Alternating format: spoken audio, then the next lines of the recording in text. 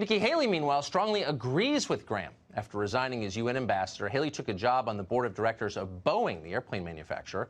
3 months ago, Turkey suggested it may back out of a $10 billion deal with Boeing to buy jets for Turkish Airlines. Today, perhaps not coincidentally, Haley tweeted this, quote, "We must always have the backs of our allies if we expect them to have our back. The Kurds were instrumental in our successful fight against ISIS in Syria. Leaving them to die is a big mistake. Hashtag Turkey is not our friend," end quote. Turkey's not our friend? Well, that's a surprise to those of us who've been paying attention, because it was barely a year ago that official Washington, I mean, everybody, was outraged. They were savaging the president for the crime of undermining NATO.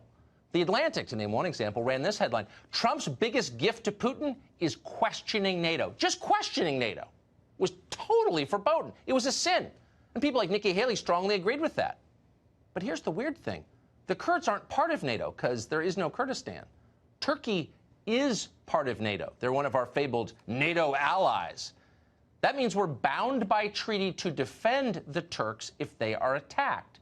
Indeed, at this very moment, you may not know this, Turkey is hosting about 50 American nuclear weapons. So does that make Turkey our friend or our enemy? Washington can't decide. The only point that everyone here can agree on is that the interests of foreigners are far more important than our own interests. It is immoral, they are telling us, to look out for our own people, but it is virtuous to suffer for others, particularly for those who hate us. Hundreds of thousands of Americans die from drugs manufactured by our enemies abroad, Mexico and China. How do our leaders respond? They shrug. They couldn't care less. They do nothing.